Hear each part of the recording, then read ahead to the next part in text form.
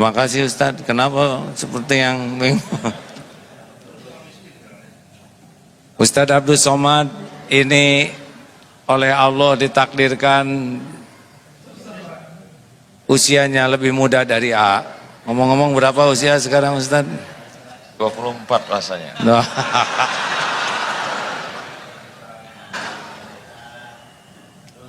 Saya 58, beliau 43. Tadi kan 43 waktu ya. Yang asli. Baru ingat tahun 2020. Oh, alhamdulillah.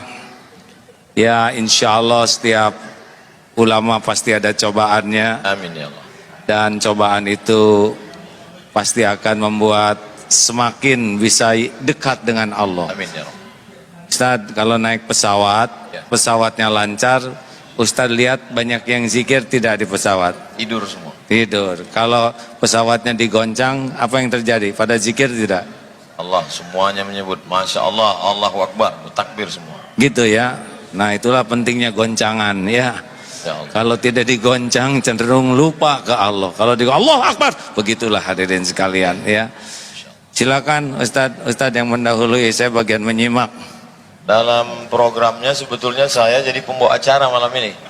Oh iya? Iya.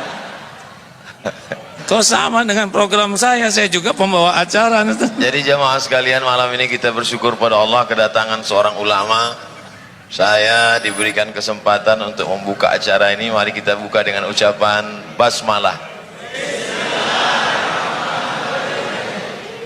Mari kita dengarkan baik-baik kajian tauhid yang disampaikan oleh Al-Mukarram Kiai Haji Abdullah Ibn Astia.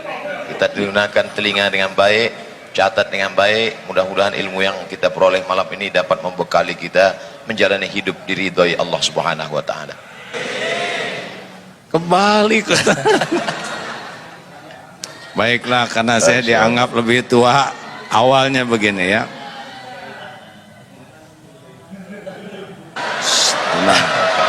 Hei, dengar.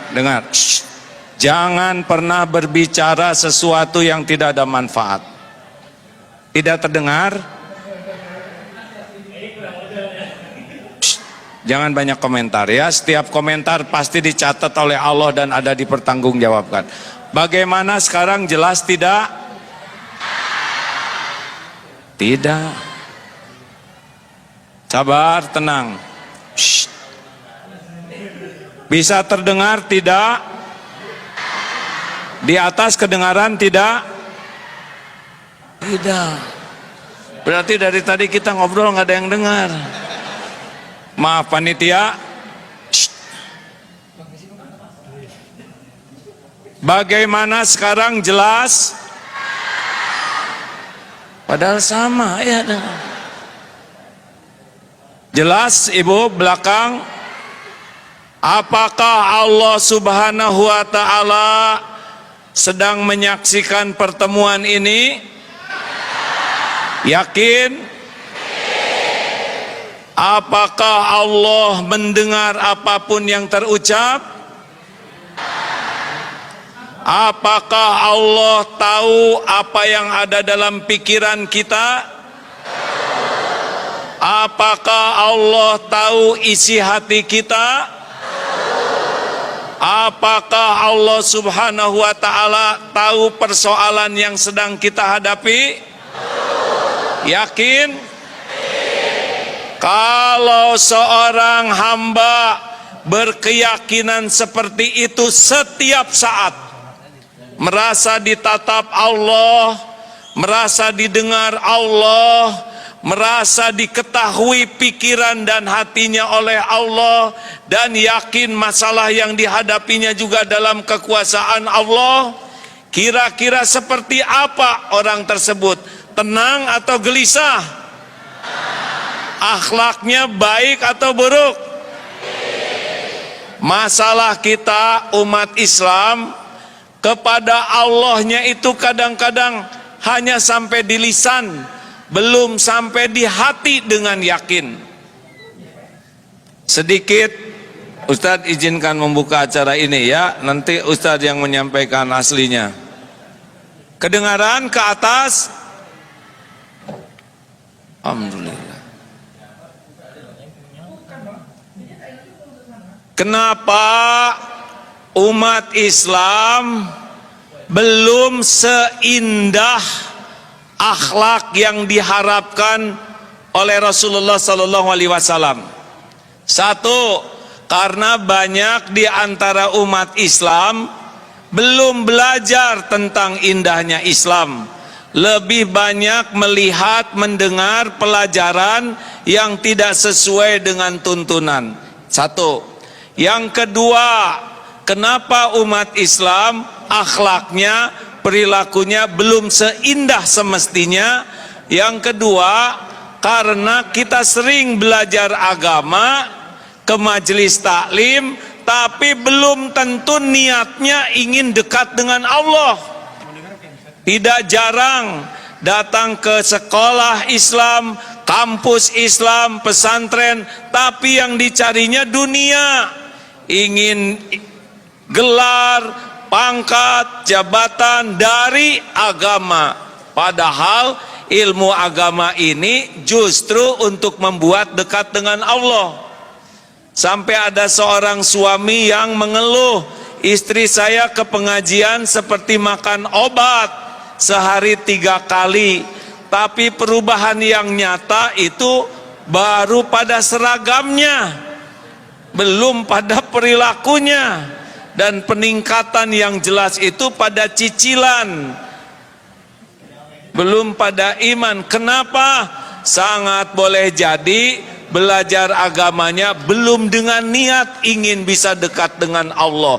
3, kenapa kita semua belum seindah semestinya? Karena seringkali belajar agama kita amalkan, tapi amalnya baru sibuk amal lahiriah. Seperti sholat isya tadi, kita datang ke masjid, kita sholat, ruku, sujud, lahirnya kita taat, tapi hati belum tentu kita ingat ke Allah. Benar? Halo? Jadi kadang-kadang kita sibuk dengan amalan lahir, tapi lalai ke amalan hati. Bahkan tidak jarang ilmu dan amalan kita justru mengotori hati. Jadi ujub, jadi takabur, merasa paling benar, merasa paling soleh, justru karena ilmu dan amal yang kita lakukan. Padahal Allah subhanahu wa ta'ala, innallaha la yanzuru ila suwarikum wa amwalikum walakin yanzuru ila qulubikum wa a'malikum. Allah, sesungguhnya Allah tidak melihat rupa dan hartamu, tapi Allah melihat hati dan amalmu. Seharusnya kita belajar agama dan mengamalkan agama itu membuat hati jadi makin bersih, amal makin melimpah.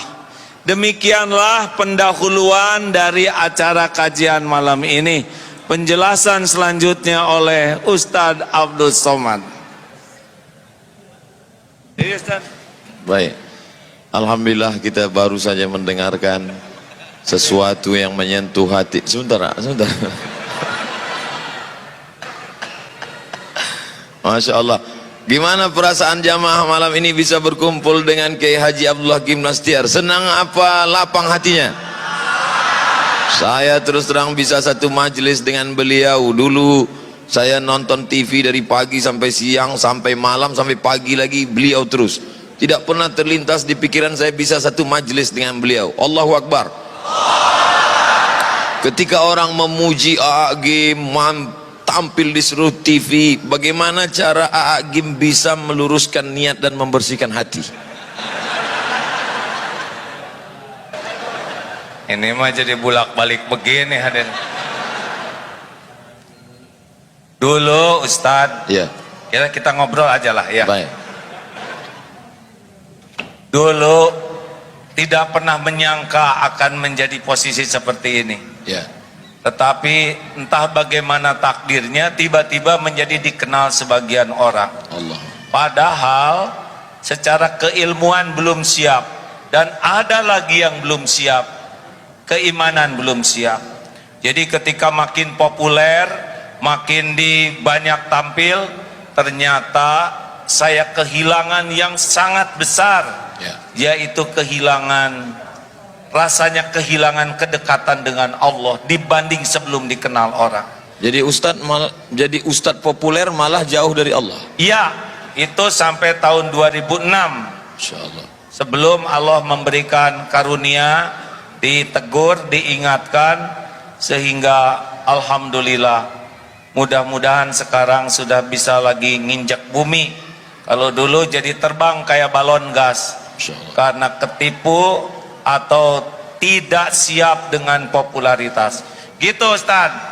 Sekarang gimana Ustaz jadi orang populer, Han? Ini pas umur saya dulu, Pak. Saya dulu mulai diuji popularitas umur 39, 38, 39 mulai di TV. Ustaz sekarang lagi populer-populernya nih. Tapi saya mulai diuji umur 45, Ustaz 43, 2 tahun duluan Ustaz. Bagaimana mungkin orang yang berada di masjid yang semestinya mengingat Allah, yang mestinya berasa berhadapan dengan Allah, tapi justru melupakan Allah? Ini kan ujian luar biasa. Ya, memang kalau mulut mudah menyebut Allah, tapi hati belum tentu. Dan bahayanya penceramah model kita, Ustadz, ya. Kalau orang awam, Wali, alhamdulillah nih tuan rumah. Waalaikumsalam warahmatullahi wabarakatuh. Bang, apa kabar? Masya Allah Pak Wali. Masya Allah. Ya, lanjut mau ikut gabung sini Pak Wali. Makasih Pak Wali, alhamdulillah. Beliau harus banyak didoakan karena jadi orang yang ditakdirkan diberi amanah berat di Batam ini, betul? Jadi kalau lihat pejabat tuh harus kasihan, ya. Jabatannya tidak lama di dunia, tapi hisabnya lama di akhirat. Makanya doakan, doa. Jangan hanya menuntut, yang penting mendoakan, betul Pak Wali? Masya Allah.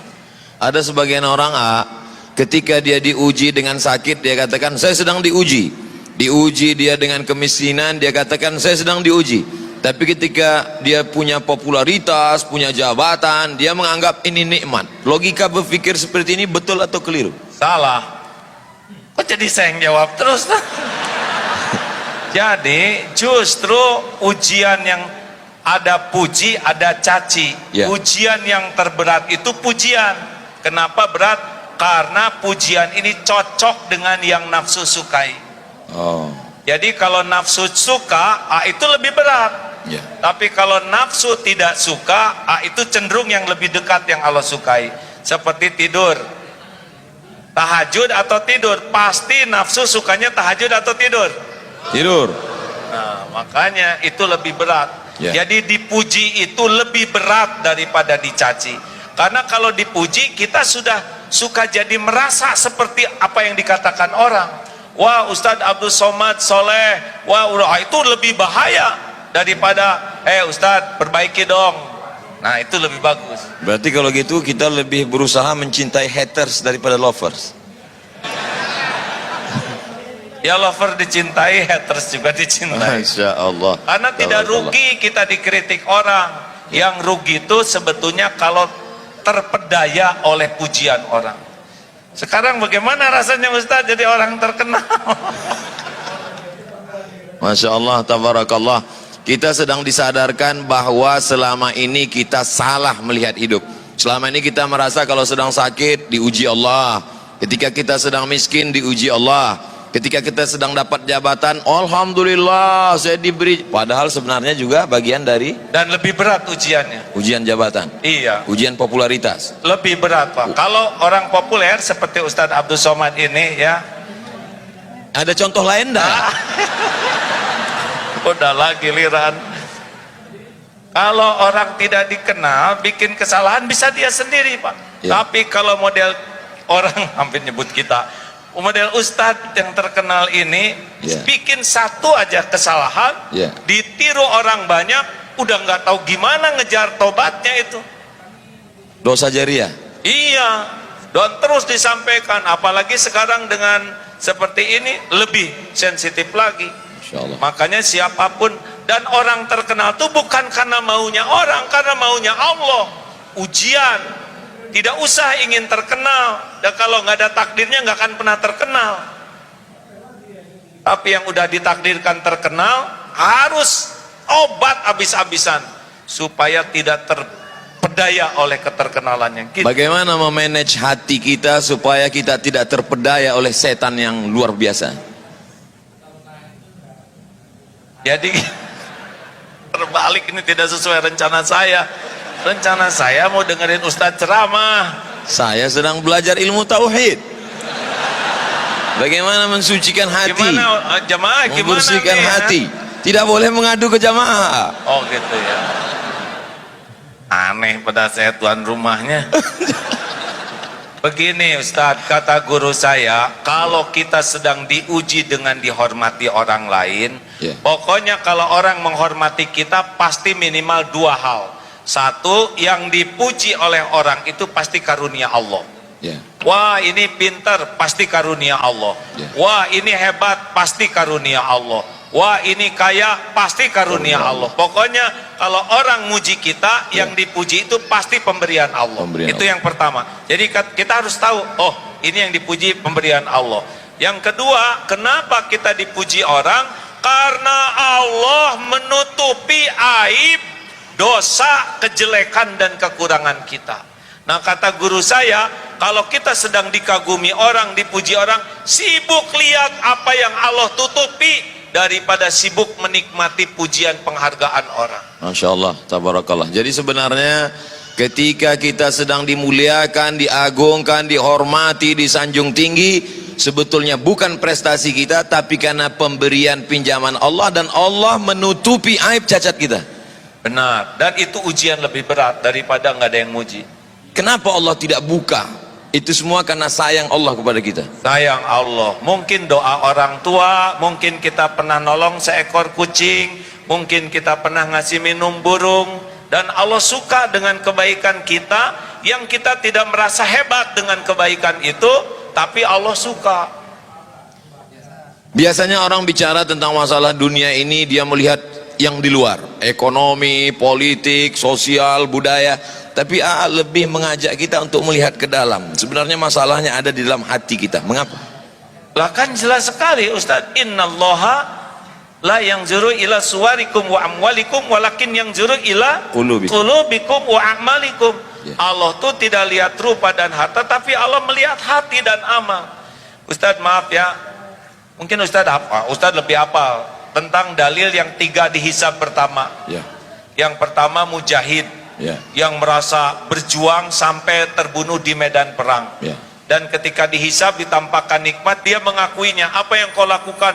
Ya Allah, saya sudah berjuang sampai saya mati di medan perang. Saya lakukan lillahi ta'ala. Apa Allah menjawabnya? Kadzabta, dusta kamu, bohong kamu. Kamu berjuang karena ingin dianggap pemberani, dan sudah engkau dapatkan pujian itu. Akhirnya dia diseret, tertelungkup, masuk ke dalam neraka. Bukan kurang perjuangannya, bukan kurang pengorbanannya, bukan kurang pengakuannya, yang kurang cuma satu, hatinya lebih suka dipuji oleh manusia daripada kedudukan di sisi Allah. Walaupun dalam pandangan manusia dia seorang mujahid, mati jihad fisabilillah, berdarah-darah. Iya, tapi Allah kan tahu hati orang. Yang kedua, orang yang belajar agama dan yang mendakwahkannya seperti Ustadz Abdul Somad, Ustadz yang lain, Ustadz. Belajar sampai ke Mesir, sampai ke Maroko. Itu yang kedua. Merasa lama di Arab. Padahal onta lebih lama. Yang kedua. Yang ketiga, kita akan lanjutkan setelah yang satu ini. Minum dulu. Minum dulu Ustaz. Ini lagi seru-serunya kita minum. Fadal.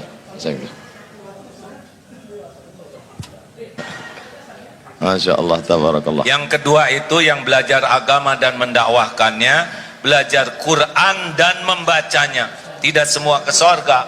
Jadi jangan kaget kalau di akhirat, na'udzubillah min zalik, ada ulama yang terkenal di dunia tapi tidak ke sorga. Ilmunya luas, dalilnya bagus, baca Qur'annya fasih, hafal Qur'an, tapi ketika dihisab, kadzabta, dusta kamu. Kamu belajar agama dan dakwah karena ingin dianggap alim, dianggap ulama, dai, kondang, dan sudah engkau dapatkan di dunia, diseret tuh ke neraka. Engkau ingin dianggap qori dan sudah engkau dapatkan. Tidak kurang ilmunya, tidak kurang Qur'annya, yang kurang satu saja. Apanya Ustaz? Keikhlasan hati. Hatinya. Tulusan karena Allah. Jadi enggak cukup kita sibuk beramal kalau tidak mujahadah membersihkan hati, dan cuma satu penyebabnya. Dia senang dengan kedudukan di sisi manusia dengan menggunakan amalan akhirat. Itu yang membuat Allah marah. Mencari kedudukan dunia dengan berbagai macam bunga-bunga keindahannya, justru dengan amal akhirat. Ya, itu yang membuat Allah. Padahal yang diinginkan Allah, tundukkan dunia untuk memperoleh akhirat. Iya, coba jelaskan itu Ustaz. Yang ketiga, ini saya sering cerita ini antara dunia dan akhirat ya. Mana yang kira-kira lebih tidak disukai Allah? Bu, akhwat, mana yang berbahaya bagi seorang wanita? Ingin kelihatan cantik atau ingin kelihatan solehah? Jangan ini aja ke sini, Ustaz. ya. Mana yang bahaya bagi seorang wanita? Ingin kelihatan cantik atau ingin kelihatan solehah? Harus kita voting nampaknya. Oh gitu. Mungkin mereka ingin kelihatan cantik. Karena oleh sebab itu maka karena banyak lelaki ingin perempuan itu lebih cantik daripada ingin soleha, makanya perempuan lebih banyak mempercantik diri daripada mempersolehah diri. Wah, benar. Saya baru dapat dari grup WhatsApp. Oh gitu. Tapi yang bahaya tuh ingin kelihatan soleha. Kalau wanita ingin kelihatan cantik, fitrahnya. Ya. Kalau lelaki ingin kelihatan cantik, LGBT ya. Bolehkah Bu, wanita ingin kelihatan cantik? Jawab, boleh tidak? Yang mantap, boleh tidak? Untuk siapa? Suami siapa? Masya Allah, tabarakallah. Istighfar ibu-ibu. Kalau wanita ingin kelihatan solehah, pasti menggunakan hak Allah. Jadi lebih nunduk, subhanallah. Yang harusnya zikir untuk Allah, tapi dia ingin dipuji oleh orang ahli zikir. Dan itulah yang membuat Allah marah, karena dia menggunakan amalan hak Allah untuk cari pujian manusia. Itulah sebabnya ustadz, ulama, qori'ah berbahaya. Giliran ustadz, ya. Jelaskan ustadz, jangan nanya terus. Ketika sekarang orang berbicara tentang masalah ancaman-ancaman yang luar biasa, disintegrasi bangsa, kemudian bully pada ulama, kemudian dengan berbagai macam masalah. Sebetulnya masalah ini di luar atau masalah manusia ini di dalam? Gak ngerti Ustaz, kurang jelas pertanyaannya. Lebih bagus ini. Masalah manusia ini sebetulnya masalah ekstern di luar, masalah ekonomi, masalah sosial, masalah politik, atau dia sebetulnya punya masalah di dalam dengan hatinya kotor, dan bagaimana cara mensucikan tazkiyatun nafs, dan apa hubungannya dengan tauhid? Selalu mengkaji tentang masalah tauhid. Apa sebenarnya target dari tauhid? Saya belum pernah ditanya kayak gini terus-terusan hadis. Duduk bersama seorang yang lebih faham tentang masalah kehidupan. Ada ilmu yang tersurat, ada yang tertulis, tapi ada yang tersirat. Inna fi khalqis samawati, dalam penciptaan langit, tidak tersurat, tidak ada dalam tulisan, tidak dikatakan oleh ulama, tapi dia dapat ditangkap. Ittaqu firasatal mu'min, takutlah kamu pada firasat orang beriman. Fa innahu yanzuru binurillah, dia bukan memandang dengan matanya, tapi dia dengan memandang dengan pandangan Allah yang diberikan Allah pinjaman kepada dia. Maka duduk sejenak dengan orang berilmu sama dengan duduk berjam-jam bahkan berhari-hari di perpustakaan. Kita nikmati duduk bersama dengan orang berilmu ini, maka kita ambil semuanya, mudah-mudahan jadi bekal kita di masa akan datang. Takbir. Semangat mereka. Kita dengarkan jawabannya. Tauhid, tauhid. Seumur-umur saya ceramah, baru kali ini saya dipaksa menjawab begini. Ilmu yang saya dapatkan begini, mengapa Rasulullah Sallallahu Alaihi Wasallam diutus ke bumi? Ya. Innama bu'itstu liutammima makarimal akhlak. Sesungguhnya hamba diutus ke bumi hanyalah untuk menyempurnakan kemuliaan akhlak. Ya. Beliau bersimbah keringat, air mata, bahkan darah, agar kita semua memiliki akhlakul karimah. Karena semua masalah itu gara-gara akhlak yang buruk. Akhlak. Politik itu tidak ada masalah, tapi menjadi masalah kalau berpolitik dengan akhlak yang buruk. Ekonomi itu juga tidak masalah, tapi jadi masalah kalau akhlak buruk. Dalam rumah tangga juga yang jadi masalah itu adalah akhlak. Benar? Ada ikhwan yang belum nikah? Maaf, akhwat ada yang belum nikah? Coba dengar ini ya, akhwat khusus bagi yang belum nikah, yang udah terima apa adanya ya. Akhwat maukah punya suami yang rupawan? Jawab, jawab. Sudah rupawan, pinter mau? Sudah rupawan, pinter, banyak uangnya mau? Tapi akhlaknya bejat mau? Jelas? Ada harapan untuk saudara-saudara ya, yang kurang rupawan, kurang pinter, kurang duit, asal akhlak mau, akhlak, betul? Coba ikhwan, maukah punya istri rupawan? Udah rupawan, pintar, udah pinter, banyak uangnya, tapi akhlaknya mulia. Dengar akhwat, suara terkeras bukan masalah rupa, tapi masalah akhlak, benar? Nah, akhlak itu menurut ilmu yang saya dapatkan pilarnya dua. Jadi kalau orang ingin berakhlak baik meniru Rasulullah, itu pilarnya dua. Satu, kepada pencipta, kepada Allah Subhanahu wa Ta'ala, benar bersih tauhidnya.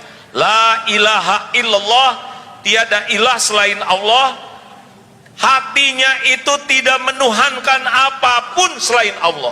Tidak menuhankan harta, gelar, pangkat, jabatan, walaupun dia punya, tapi tidak ada lengket di hatinya terhadap dunia ini. Allah saja, mau dia jadi menteri, jadi gubernur, jadi wali kota, jadi tidak ada masalah. Hatinya tuh, saya bukan hamba siapa-siapa selain hamba Allah. Buahnya dua, patuh dan pasrah. Cirinya juga dua, roja dan khaufnya kepada Allah. Itu tauhid. Nah, yang kedua, kaki yang kedua adalah kepada ciptaan Allah. Makhluk. Rahmatan lil alamin. Kepada pencipta bertauhid, kepada ciptaan rahmatan lil alamin. Penuh kasih sayang, keinginan agar orang-orang itu punya nikmat iman, bisa selamat dunia akhirat. Itu Ustadz yang saya tahu. Itu makanya AA Gim selalu mengkaji masalah tauhid, bahkan pondoknya Darut Tauhid. Pertanyaan yang menggumpal, mengkristal di kepala kita selama ini, mengapa tauhid? Ternyata masalah manusia ini dapat diselesaikan dengan dua, kepada Khalik, hanya bergantung kepada Allah. Tapi selama ini kalau kita bicara tentang masalah orang bertauhid, biasanya katanya zuhud, jangan bergantung kepada harta, jangan bergantung kepada kuasa, akhirnya dia hidup miskin, susah, melarat. Tapi Agim ada yang unik, dia bicara tentang tauhid, bicara tentang zuhud, tapi dia kaya raya, motornya gede.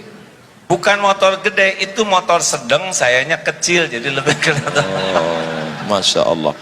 Bicara tentang masalah tauhid, orang selalu mengatakan kalau sudah tauhid kita murni, jangan lagi memandang kepada harta, tinggalkan ekonomi, tinggalkan. Tapi justru Agim tidak demikian. Tauhid tetap, tapi kita lihat kehidupannya baik, ekonominya mapan, kehidupannya bagaimana menyeimbangkan ini sehingga umat tidak tersesat dalam pemahaman yang keliru memahami Islam.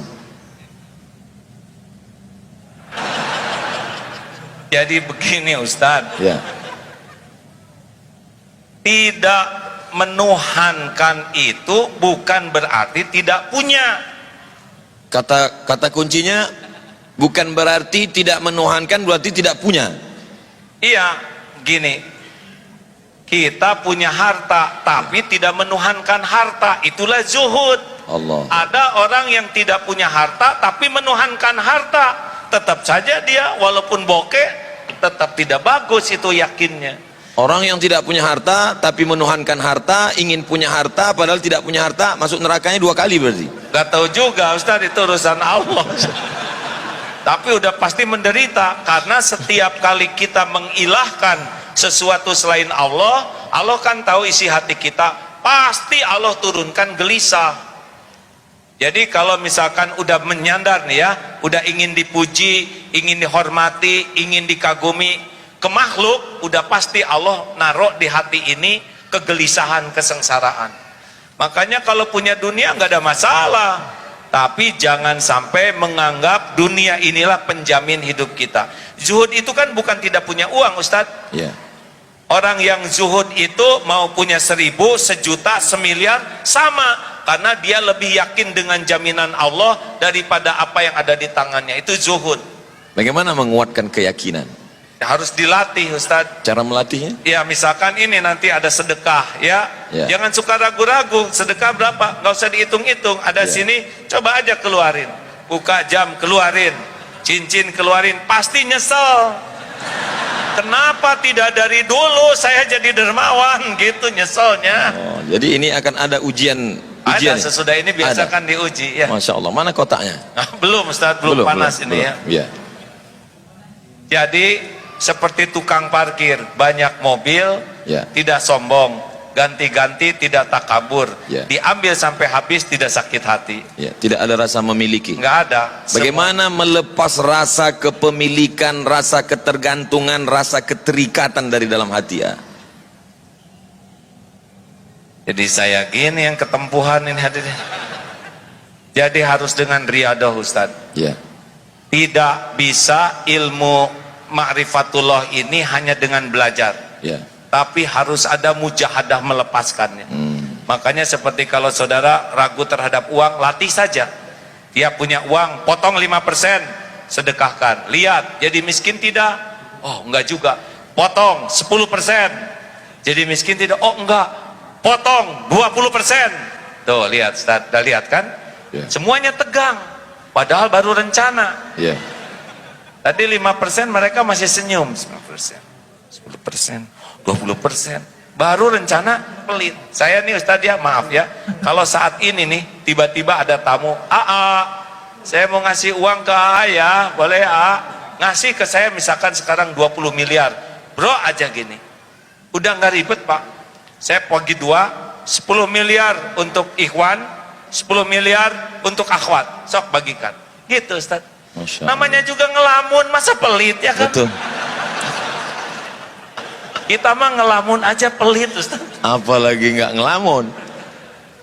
Suatu ketika saya sedang pergi umroh, lalu kemudian saya melihat ada cincin yang sangat cantik, saya sangat suka, lalu saya beli, lalu saya pakai, lalu saya menikmati. Hati saya mulai tergantung, karena kalau dia pergi pasti saya akan kehilangan. Sampai akhirnya saya suatu tempat ceramah, ada bapak-bapak mengatakan, cincin Ustadz cantik, saya suka, boleh nggak untuk saya? Lalu kemudian saya berikan kepada dia. Saya ingin mempraktekkan ceramah dulu waktu di Darut Tauhid, jangan ada keterikatan. Saya ingin lepaskan itu, cincin ini saya lepaskan, saya amalkan ceramah saya tidak ada keterikatan dengan cincin ini. Menyesal saya. Ini ada cincin yang lebih bagus ya nggak? Ceritanya belum selesai. Oh iya. Begitu saya berikan, saya menyesal dalam hati saya. Ini gara-gara mengamalkan ilmu game ini. Jangan ada keterikatan, lepaskan semuanya. Saya lepaskan satu cincin. 2 hari setelah itu saya ceramah di Makassar, datang bupati, tidak boleh sebut nama, menjaga kode etik jurnalistik.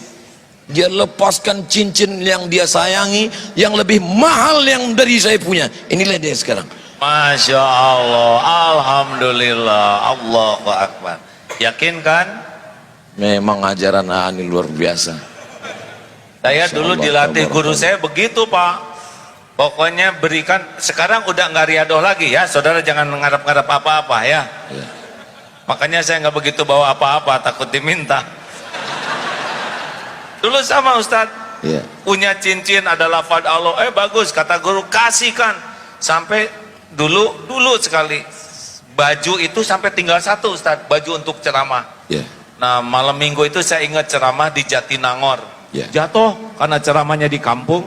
Tes, kedengaran Bu? Jelas?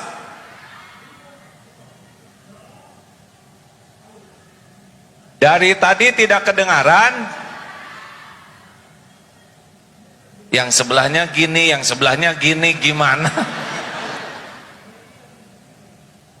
Jelas sekarang? Ya memang hidup tidak mungkin memuaskan setiap orang. Nah hadirin, saya ingat tuh Ustadz, Ya. pada subuh, waktu itu saya masih tinggal dengan orang tua. Ya. Sedih karena pagi harus ceramah, tapi baju tidak ada karena yang semalam kotor. Ya Allah, saya sudah berusaha ngamalkan perintah guru saya, dan sekarang saya nggak punya baju ganti untuk ceramah. Masya Allah tuh pada subuh, Ya. datang tuh tamu bawa baju batik 2 seperti ini, safari. Belum pernah saya punya baju batik. Tolong pakai ini. Saya beli, tapi kekecilan. Mungkin dia cocok 2 sekaligus tuh. Alhamdulillah. Allah ilhamkan beli, tapi dibikin kekecilan sehingga ngepasnya buat saya. Jadi benar-benar tidak akan pernah balasan dari Allah itu mengecewakan. Gimana kalau ketika memberi itu ada harapan dalam hati, mudah-mudahan Allah balas, Allah ganti, boleh nggak? Boleh, karena ngarap-ngarapnya dari Allah.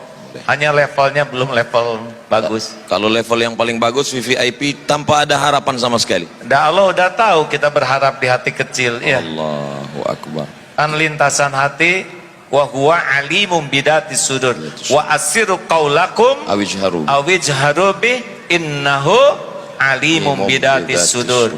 Mau engkau rahasiakan kata-katamu, mau engkau keraskan seperti ini, sesungguhnya Allah tahu isi hati. Al-Mulk 13. Ya. Allahu Akbar. Sulitkah bagi Allah Subhanahu wa taala memberikan yang kita minta? Kenapa Allah tidak pernah mengabulkan semua keinginan kita? Apa rahasia di balik itu? Karena belum tentu baik yang kita inginkan. Wa asa an takrahu syai'a wa huwa khairul lakum, wa asa an tuhibbu syai'a wa huwa syarrul lakum. Boleh jadi engkau tidak suka, ya, padahal baik menurut Allah bagimu, ya, dan boleh jadi engkau suka padahal buruk menurut Allah. Wallahu ya'lamu wa antum la ta'lamun. Jadi kekeliruan kita selalu menginginkan Allah ikut nafsu kita. Benar Ustaz. Padahal semestinya kitalah yang menurut Allah. Sebetulnya tidak penting keinginan kita itu, yang terpenting keinginan Allah yang terjadi pada diri kita. Bagaimana caranya menundukkan keinginan kita mengikut kehendak Allah ketika yang kita inginkan tidak tercapai, hati kita tetap lapang plong? Gimana caranya? Ya Allah, belum pernah sepanjang saya ceramah jadi terdakwa begini. Santri di Darul Tauhid mah nggak ada yang berani kayak gini Ustaz.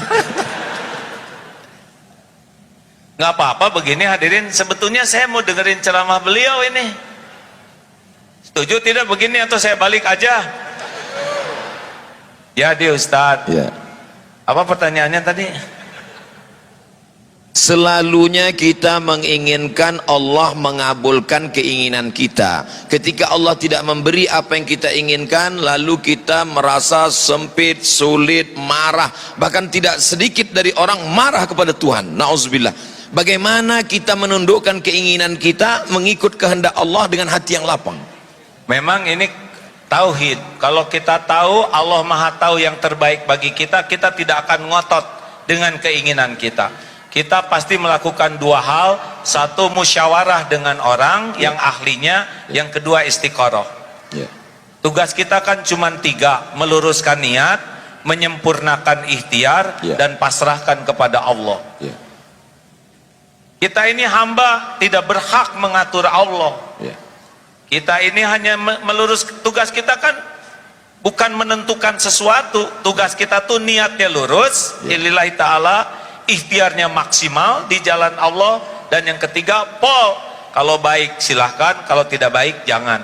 Mungkin praknya ini yang penting tuh Ustaz. Kalau orang tidak pakai prolog niat cara yang benar dan tawakal, pasti luka.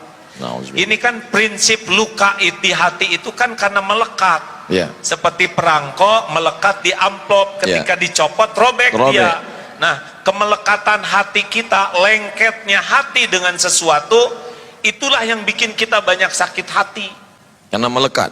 Melekat, kayak pengen dipuji, orang tidak muji, sakit hati. Pengen dihormati, orang tidak menghormati, sakit hati. Gitu. Keinginan sumber penderitaan. Oh ya? Iya benar juga. Ada lagunya itu, Pak. Coba Ustadz jelaskan lagu keinginan sumber penderitaan. Semakin besar keinginan, semakin besar hawa nafsu, semakin besar kekesalan dan penderitaan ketika tidak terkabul, karena kita sudah membuat suatu obsesi besar. Tapi kalau kita lihat hadis Nabi SAW, Nabi berkata, saat aku lihat percikan batu pertama, kamu akan membebaskan Rom. Saat aku lihat percikan batu pertama ketika menggali khandak parit, ketika berbenturan pacul besi itu dengan batu, aku melihat cahaya, kamu akan membebaskan Yaman, kamu akan membebaskan Syam, kamu akan membebaskan Rom.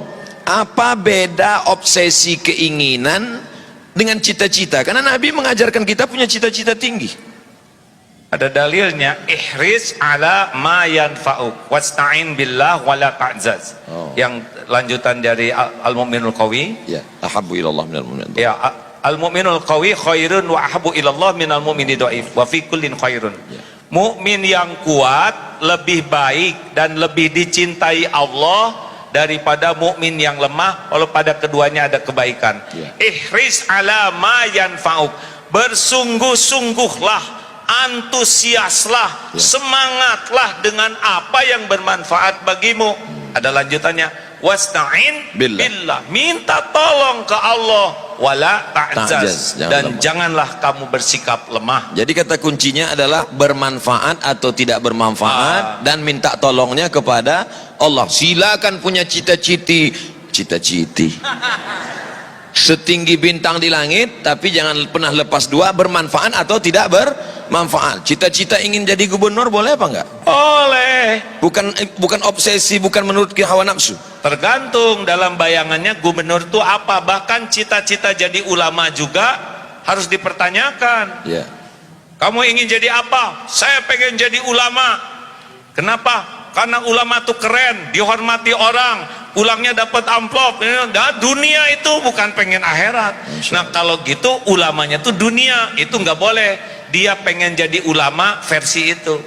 Kalau saya ingin jadi ulama, kenapa? Karena saya ingin punya hati yang takut ke Allah. Bagus.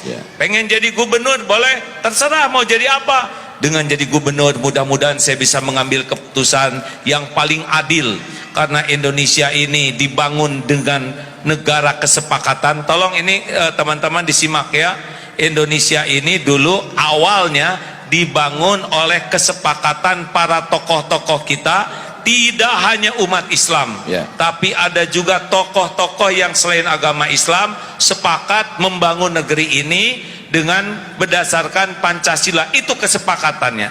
Nah kita misalkan sekarang sudah ada, kita harus menyadari bahwa memang cikal bakalnya ini adalah kesepakatan, bukan hanya milik umat Islam. Jadi kita harus mengerti dan menghargai hak-hak orang lain juga, karena memang kesepakatannya begitu. Jadi kalau saudara ada di Australia, ya memang begitu kesepakatan awalnya. Nah kita kalau saudara pengen jadi gubernur, dengan begini saya mudah-mudahan bisa bersikap adil kepada umat Islam, mudah-mudahan bisa menjadi tauladan, mengajak ibadah dengan benar, berakhlak dengan baik. Kalau niatnya jadi pejabat untuk keadilan, untuk kemaslahatan, jadi tidak jadi udah dapat pahalanya. Manfaatnya paling tidak Kiai Haji Abdullah Gimnastiar bisa memuluskan, merubah Bank Riau Kepri menjadi Bank Riau Kepri Syariah. Baik apa tidak baik itu? Ulangi. Bank Riau Kepri konvensional. Ya. Kalau ada orang yang suka ngaji, punya kekuasaan, bisa berubah menjadi Bank Riau Kepri Syariah. Itu ada manfaat atau tidak ada manfaat di dalamnya? Saya kira setiap transaksi kebagian pahalanya itu. Setiap transaksi. Ya, kepala daerah yang memberikan keputusan seperti itu dapat pahala, karena untungnya jadi kepala daerah, jadi pemimpin tuh kalau menentukan kebaikan beliau dapat pahala mengalir. Bonus. Tuh Pak Wali Kota